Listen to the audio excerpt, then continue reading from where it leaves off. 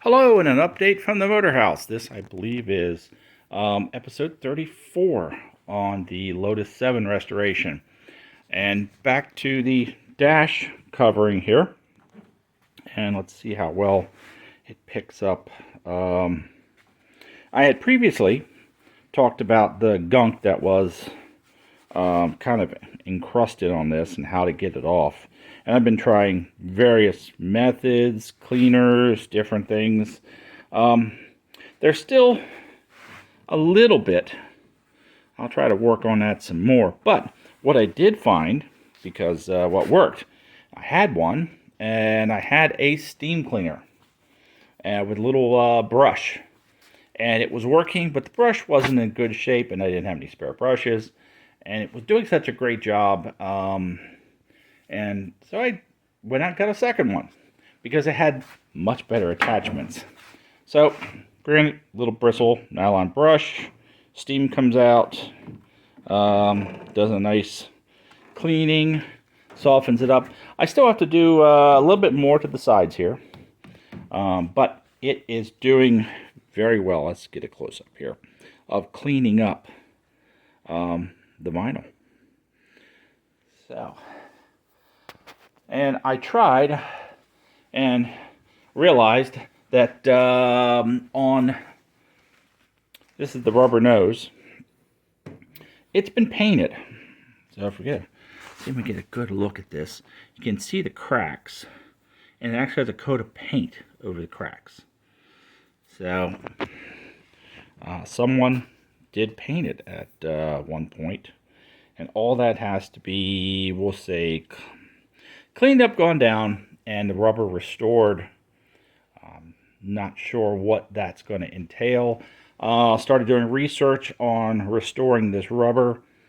Still got to get more research done to find something that will work well. So I'm hoping that the body shop has some ideas, because I know you can skim coat and paint rubber, but I've never done it. I've never seen it done, and I haven't seen the results of something that's been done. So that's to be worked out in the future. So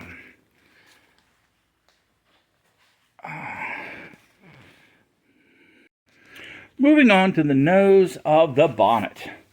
And I had previously talked about the pivot points that are have bobbins that are fiberglassed in, same as a Europa door.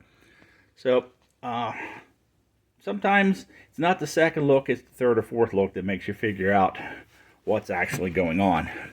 So I'm going to try to get this in the mirror. Please look at the mirror. Let's get a good shot if I can. All right. As I was taking some of the fiberglass down on this side, let's see, turns out that when they fiberglassed this right side, it's the right side of the car, in, they actually had the washers in place and fiberglassed around the washers. So those are 3 washers sitting on top of the bobbin, and they are encased in fiberglass to give it a, a fixed point for the nose. But it is nice. So if we get back to this side, which was, that area was all broken up, and there wasn't much of it left. So I went ahead and I decided to do some of the repairs to this side. Let's see if I can get the light to work out correctly. And all right, so I took and built up fiberglass around the bobbin because I thought it might have been a little thin.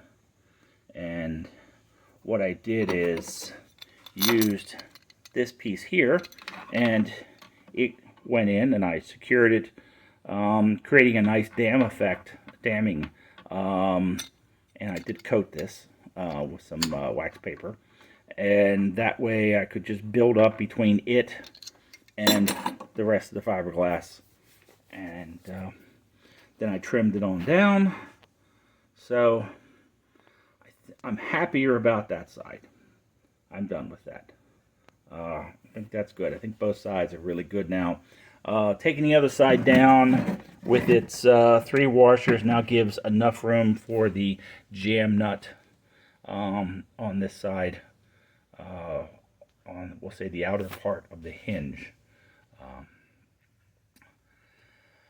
That's about it. Not a whole lot going on. There's been so many other things to take care of. Life-related, we'll say. Life-related. Yeah, appliances dying, work around the house. Other things that have to be done, and we get back to this as this is a hobby. Yeah, of all things, this is a hobby. So, thank you for joining me on this little update, and we will continue on.